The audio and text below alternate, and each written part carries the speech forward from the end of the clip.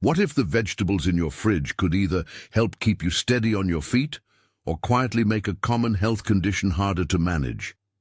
It sounds dramatic, but the truth is simpler. Some greens are real allies for older adults, and a few familiar veggies deserve extra caution depending on your medicines and your health history. Over the next minutes, I'm going to walk you through 5 vegetables I recommend most for seniors, and 5 I suggest you limit or prepare very carefully, plus practical ways to cook them and who should check with a clinician first. I'm Dr. Emily Carter. I've spent more than 20 years caring for older adults in preventive medicine and internal medicine clinics, helping people stay independent and strong. My goal is to give clear, practical advice you can use at the grocery store and in the kitchen, not fad fixes, just sensible steps that respect medications and chronic conditions. If you care about senior nutrition, subscribe now for weekly evidence-based tips delivered in plain language. Food matters more than many people realize for independence.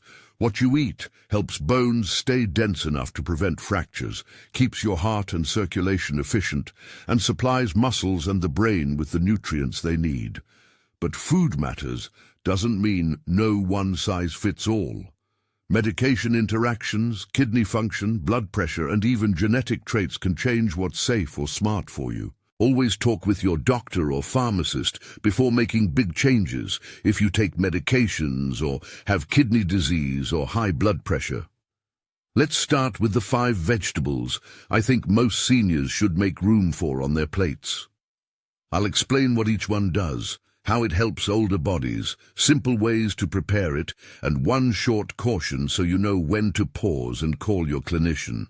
Spinach, the muscle and memory protector. Spinach may be the most versatile green in the kitchen, and for good reasons that matter as we age. It's rich in lutein and zeaxanthin. These are pigments that act like sunglasses for your eyes, helping protect the cells that let you read and recognize faces. Spinach is also high in vitamin K, which helps keep bones strong by assisting bone-forming cells. It contains folate, a B vitamin that helps your body manage homocysteine, an amino acid linked to cardiovascular and cognitive health when levels are high. And it's a good source of dietary nitrates, compounds your body turns into nitric oxide, a molecule that helps widen small blood vessels and can support blood flow to muscles. Practical tip: use spinach raw in salads or smoothies for the most eye-protective compounds, and lightly sauté it with a splash of olive oil and garlic when you want something warm. Frozen chopped spinach is a great convenience. Add it straight into soups, stews, and scrambled eggs. Quick cooking preserves the nitrates and many vitamins. Long, aggressive boiling can wash nutrients away. Caution: spinach is high in vitamin K. Vitamin K helps blood clot and plays a role in bone health. If you're taking a blood thinner such as warfarin, don't eliminate spinach without medical advice. Instead, aim for consistency in how much you eat from week to week and tell your prescriber about your usual diet. Spinach is also relatively high in oxalates, natural compounds that can raise the risk of certain kinds of kidney stones in people prone to them. If you have a history of oxalate stones or chronic kidney disease, check with your clinician about how to include spinach safely. How often? A small handful of raw spinach or half a cup cooked a few times each week fits well into most healthy meal plans. But tailor this to any medication or kidney concerns. Broccoli, the anti-inflammatory, bone-friendly crucifer. Broccoli belongs to a family of vegetables called cruciferous vegetables. Think broccoli, cabbage, Brussels sprouts, that are notable for compounds called glucosinolates. When broccoli is chopped or lightly cooked, those compounds are converted into molecules like sulforaphane, which laboratory and clinical studies have linked to anti-inflammatory effects and cellular detox pathways. Broccoli is also a good source of vitamin C, which supports immunity and collagen for bones, fiber for gut health, and small amounts of calcium and vitamin K that contribute to bone maintenance. Practical tip: To retain broccoli's beneficial compounds, steam it briefly, 5 minutes or less, rather than boiling it for a long time. Alternatively, roast florets with a little olive oil, lemon, and black pepper for a delicious low-effort side dish. Frozen broccoli florets are a handy, affordable option that retain much of their nutrition. Simply steam or sauté from frozen. Caution: the fiber and fermentable sugars in broccoli can cause gas or bloating, particularly in seniors with sensitive digestion or those taking certain medications that slow gut motility. Introduce it gradually if you're not used to high-fiber vegetables. Also, like spinach, broccoli contains vitamin K, so if you're on warfarin, keep your intake steady and speak with your healthcare team before changing how often or how much broccoli you eat. How often? A small to moderate serving a few times per week is a practical place to start. Mix raw and cooked preparations to keep meals appealing and digestible. Beet greens, the powerful leaves you didn't know to save. When people think of beets, they often toss the greens. But those leaves are a nutrient powerhouse. Beet greens are especially high in dietary nitrates. Again, the plant compounds that can convert in the body to nitric oxide and support healthy blood flow. They also supply potassium, calcium, vitamin K, and pigments like lutein and beta-carotene that support eye health and antioxidant defenses. Practical tip: sauté beet greens lightly with onion and a squeeze of lemon. Add them toward the end of soup or stew cooking, or toss young beet greens raw into salads. They cook quickly and pair well with whole grains and beans. Buying beets with the greens attached is often the best value. If you don't plan to use the leaves right away, trim them and store wrapped in the refrigerator for a couple of days. Caution: as with spinach, beet greens contain oxalates, so if you have a history of calcium, oxalate kidney stones, talk with your physician before making them a daily habit. They're also rich in vitamin K, which matters for those on warfarin. Consistency is the key. Because beet greens and beets can lower blood pressure slightly in some people due to their nitrate content, check in with your doctor if you're on multiple blood pressure medications to make sure there isn't an unexpected interaction. How often? Incorporate beet greens once or twice a week if they fit your medical profile, and combine them with other vegetables to vary flavors and nutrient patterns. Red kale, antioxidant-rich and versatile.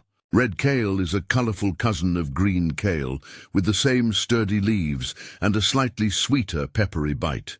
It contains anthocyanins, pigments that give it the red-purple hue and act as antioxidants, which are compounds that help protect cells from damage. Kale also brings vitamin C and vitamin K to the table, along with lutein and zeaxanthin for eye health.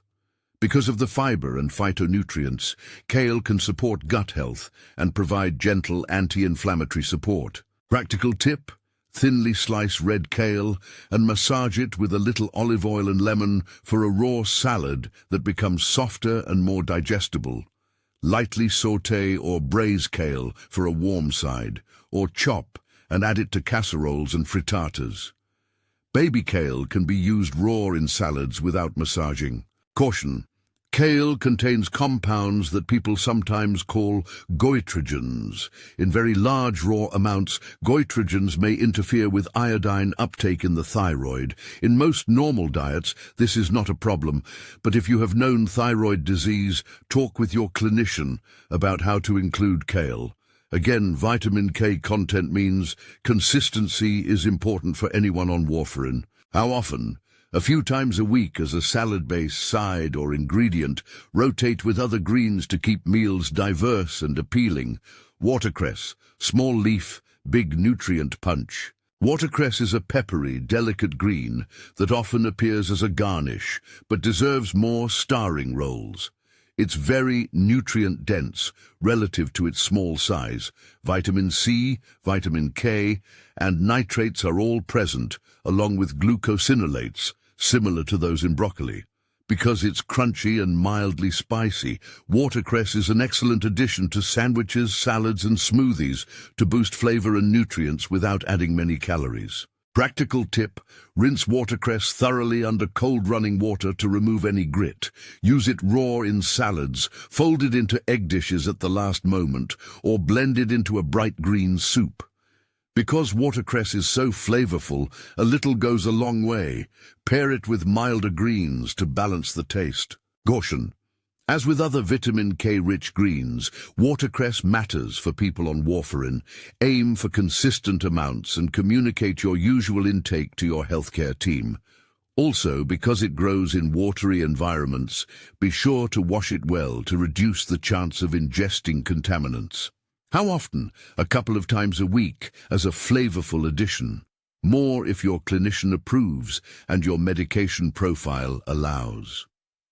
A few practical themes for using these greens in real life. Frozen options are your friend. Frozen spinach and broccoli maintain much of their nutrition and are easier to store and use than fresh leaves for many seniors. They cut down on waste and simplify meal prep. Preserve nutrients with gentle cooking. Quick steaming, light sautéing and roasting at moderate temperatures often retain more vitamins and beneficial compounds than long boiling. Nerdy, combine plant foods. A meal of whole grains, a few leafy green vegetables, beans, and a modest amount of healthy fats, olive oil, nuts, makes a balanced plate that supports muscle, brain, and bone health. Hydration and texture matter.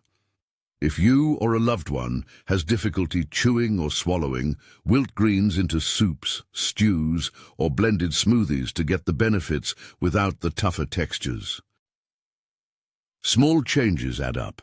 If you currently rarely eat greens, add a half cup of cooked greens or a handful of salad leaves to one meal a day and increase gradually so digestion adapts. I want to emphasize two recurring safety notes.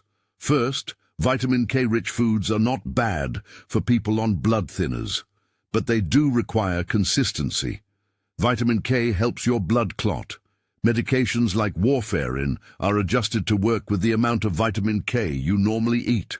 Sudden large increases or decreases in these greens can change how the medication behaves. Talk with your prescriber and pharmacist before making big changes. They can advise whether your dose needs review. Second, nitrates, found in spinach, beet greens, and watercress, are generally beneficial in promoting blood flow by converting into nitric oxide in the body. That can help with muscle function and circulation.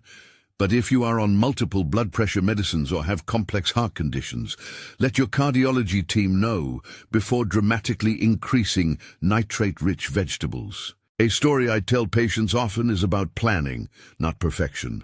One woman in her late 70s told me she'd always hated kale, but loved smoothies.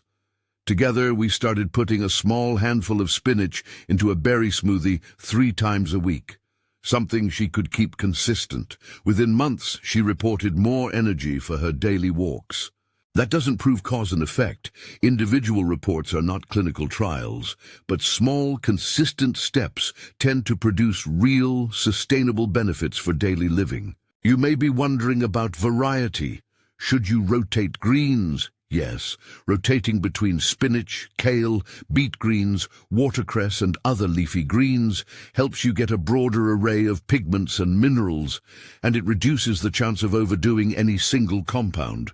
If you use a lot of one green and you're on warfarin or have kidney disease, bring that up at your next clinic visit so your care team understands your baseline diet. Before I move on, here's a quick micro hook.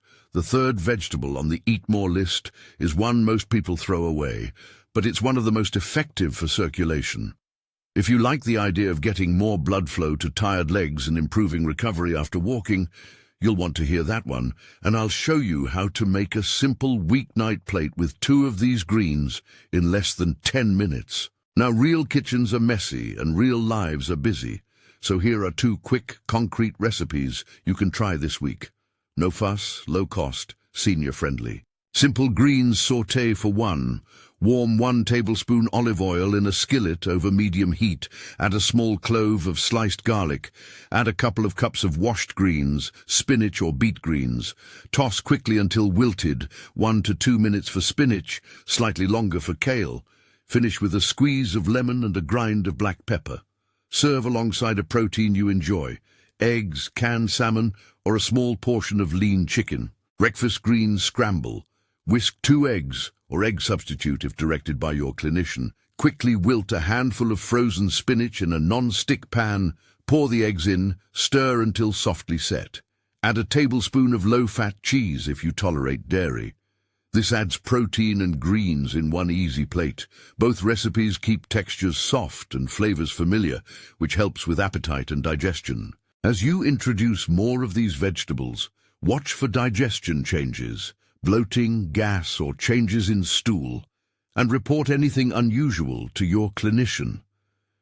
Those symptoms are common when fiber increases quickly, and they usually ease over a few weeks or with smaller starting portions. We've looked at the top 5 vegetables I believe many seniors should prioritize.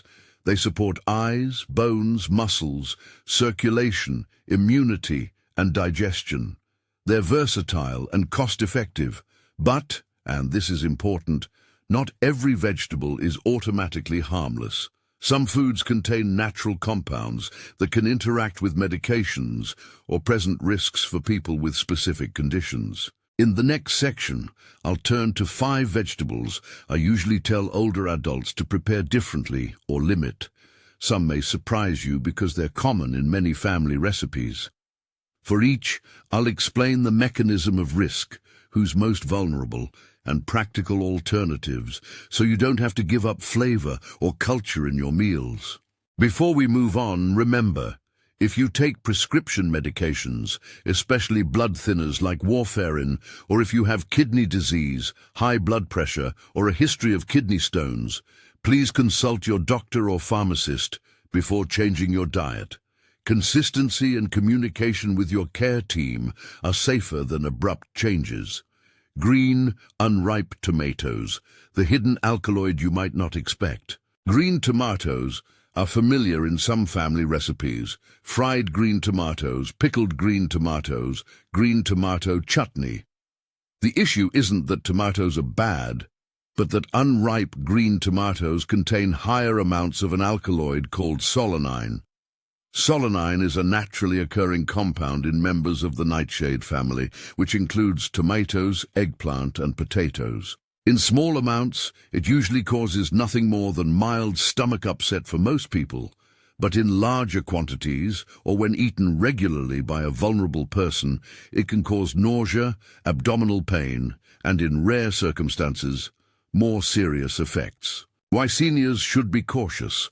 Older adults often take multiple medications and may have more sensitive digestion. If you have chronic gastrointestinal problems, a frail appetite, or a small body size, frequent consumption of large amounts of solanine-rich foods could be more likely to cause symptoms. Also, recipes that use green tomatoes often include frying or heavy battering, which increases calories and may not be ideal if you are watching weight or heart-healthy fat intake. Practical preparation and safer options. Choose ripe, red tomatoes for most uses. Roasting or slow-baking ripe tomatoes concentrates flavor with minimal added fat. If a family recipe calls for green tomatoes as a flavor element, consider substituting thin slices of firm ripe tomatoes, tart apples, or roasted green peppers for a similar tang without the higher solanine content. If you love the texture of green tomatoes and eat them occasionally, try to limit portion size and avoid deep frying. Pan searing with a light brush of oil or baking can give a crisp edge with less oil absorption. Who is most vulnerable?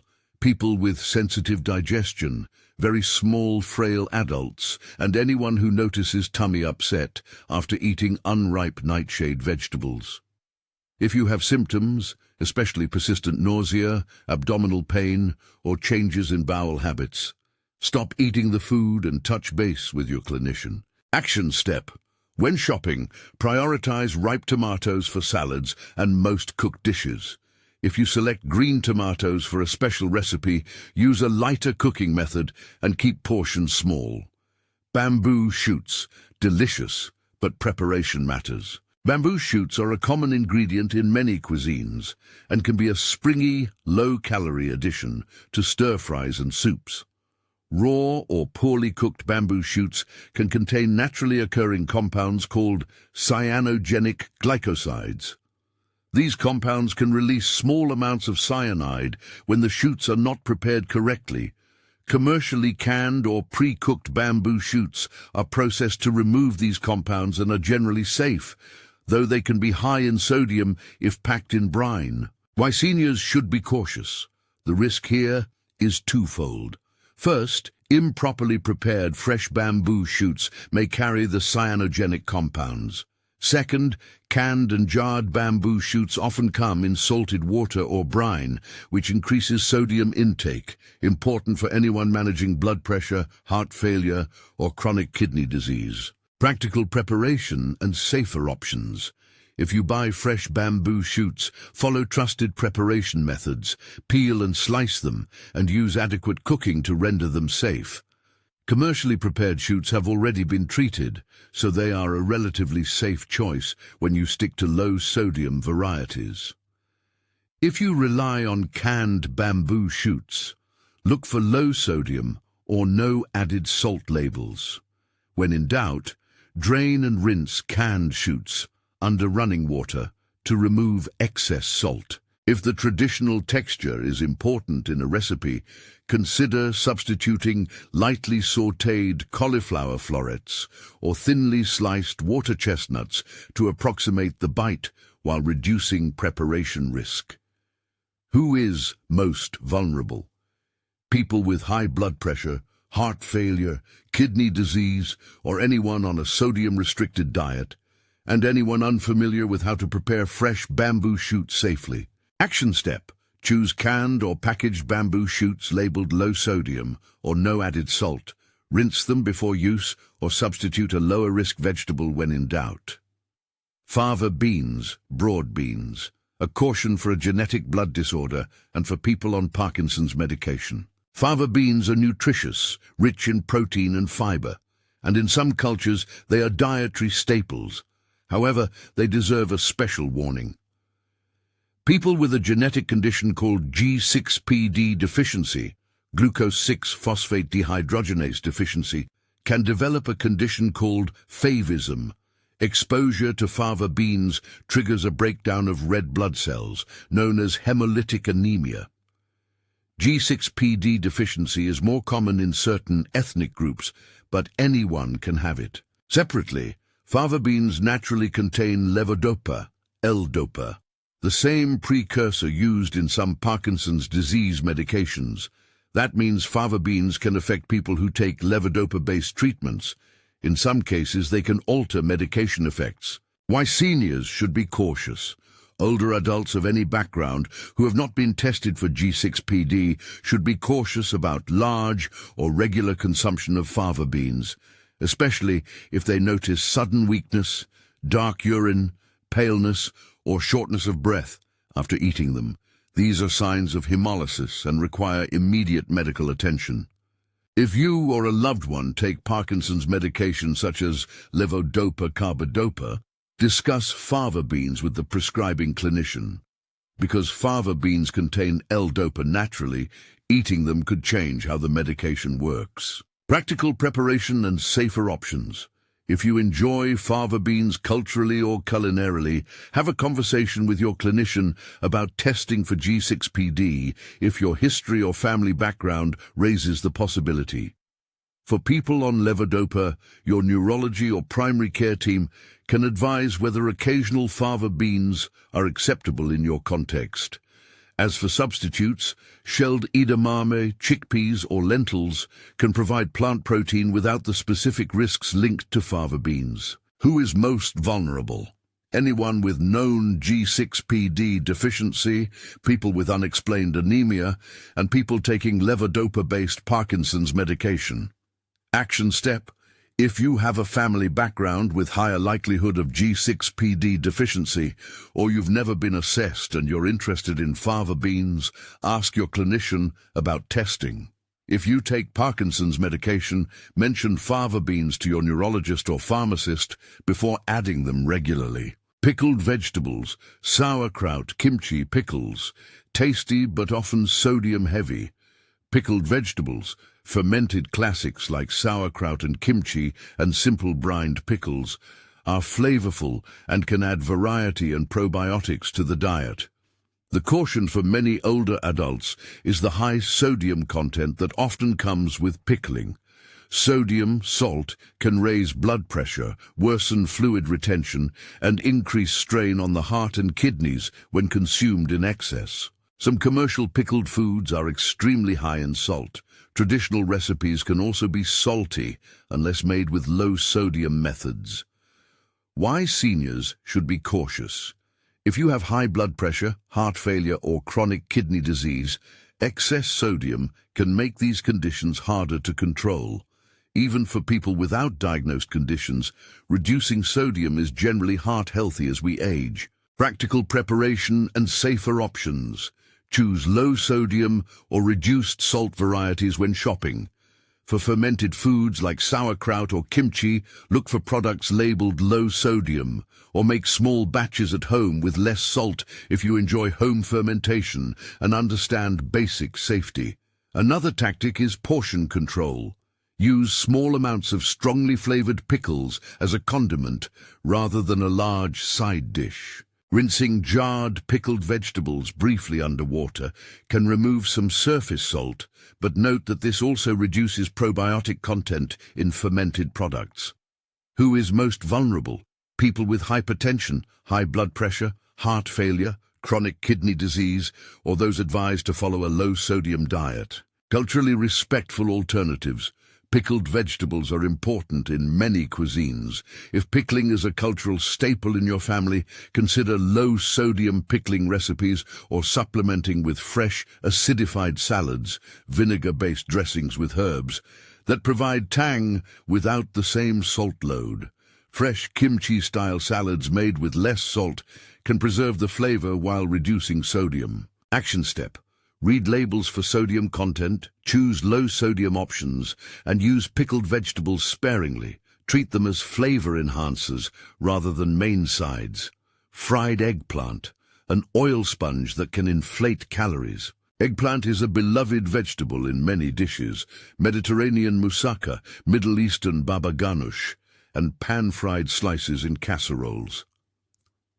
The problem with deep frying or heavy pan-frying eggplant is that its spongy flesh soaks up oil, turning a modest vegetable into a calorie-dense, high-fat dish. For seniors who need to manage weight, blood lipids, or heart health, frequent consumption of deep-fried eggplant dishes can be problematic. Additionally, eggplant belongs to the nightshade family and contains small amounts of alkaloids like solanine. While typical culinary amounts are safe for most people, some individuals report increased joint discomfort after eating large amounts of nightshades. This seems to be a matter of individual sensitivity rather than a universal effect. Why seniors should be cautious. If you are watching calories or saturated fat, trying to manage cholesterol or heart disease, or have digestive sensitivities, fried eggplant can introduce excessive fats and heavier textures that may make meals less comfortable or balanced. Practical preparation and safer options. Instead of deep frying, choose baking, grilling, broiling, or air frying with a light brush of oil. Salting sliced eggplant briefly and then patting it dry can reduce water content and help it absorb less oil during cooking. This simple step often yields a firmer texture with less grease. Roasted eggplant slices brushed lightly with olive oil or mashed into a smoky dip with tahini and lemon offer the same rich flavor with far fewer added fats. If you enjoy Asian-style eggplant dishes that use deep frying to build texture, ask your cook to reduce oil or prepare the dish at home using an oven or air fryer method. Who is most vulnerable? People managing weight, cholesterol, heart disease, or digestive problems. Anyone sensitive to nightshade vegetables. Action step. Avoid regular consumption of deep-fried eggplant. Choose roasted, grilled, or air-fried preparations, and be mindful of portions when eating restaurant versions, which often use more oil. Putting the lists together. Why the difference matters. You've heard the specifics, and now the practical idea to take away is simple. Many vegetables are excellent for older adults, but preparation, portion, and individual health context matter.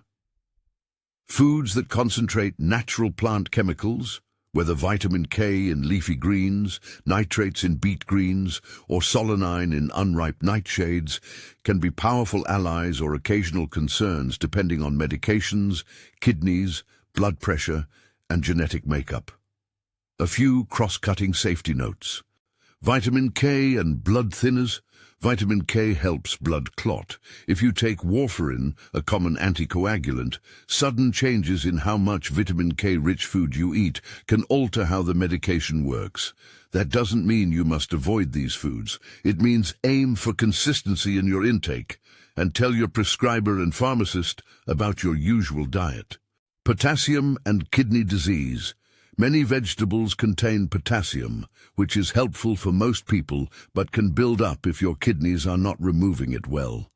If you have chronic kidney disease, ask your kidney team or dietitian about which vegetables and portion sizes fit your plan. G6PD and favism. If you have a family history or background that raises the chance of G6PD deficiency, or if you've had unexplained anemia, talk with your clinician before adding fava beans. Levodopa and food. Fava beans naturally contain L-Dopa. If you take levodopa for Parkinson's disease, consult your neurologist or pharmacist before introducing fava beans regularly. Sodium and blood pressure. Pickled and canned vegetables can be high in sodium. Look for low-sodium versions and use portion control. Practical, week-ready swaps, and a simple shopping list. To make this actionable at the store, here are easy swaps and a compact shopping list you can use this week. Swaps if you're short on time. Frozen spinach or frozen broccoli for fresh. Both freeze well and save money. Low-sodium canned vegetables, rinsed, instead of standard brine pickles.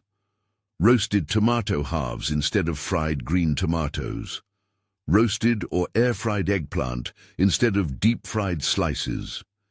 Edamame or lentils instead of fava beans if you haven't discussed testing with your clinician. A simple shopping list for a week that emphasizes the eat more vegetables. Fresh spinach or large bag frozen spinach. Fresh or frozen broccoli florets. Beets with greens, use the greens too, or a package of beet greens, red kale or mixed baby kale, watercress or a peppery salad mix including watercress, olive oil, garlic, lemons, black pepper and a small wedge of hard cheese if you tolerate dairy. Low-sodium canned veg options for convenience. How to store and prepare these vegetables for ease and safety. Spinach. Fresh spinach lasts longer if you store it wrapped in a paper towel inside a sealed container in the fridge. Frozen spinach is great for soups and scrambles.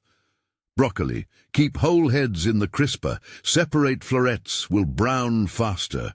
Frozen florets steam quickly. Beet greens and kale. Use within a couple of days or remove tough stems and chop. Baby greens are milder and easier to eat raw. Watercress. Wash thoroughly and use quickly. It's delicate but highly flavorful. Canned and pickled items. Keep them for convenience but always check sodium on the label. Rinse if necessary. 2 more easy recipes focused on safety and flavor. Gentle roasted vegetables bowl. Toss broccoli florets and thick slices of eggplant with a tablespoon of olive oil, salt and pepper, and a squeeze of lemon. Roast at medium-high heat until edges caramelize. Serve over warm quinoa or brown rice with a spoonful of plain yogurt or a sprinkle of chopped herbs. Warm beet greens bowl. Sauté a small shallot in olive oil, add beet greens and a splash of water, and cook until just wilted. Finish with a splash of vinegar and serve over mashed potatoes or with a can of drained salmon for a quick, nourishing meal. Monitoring and what to report to your clinician. As you add or reduce these vegetables, watch for changes and report them during routine visits.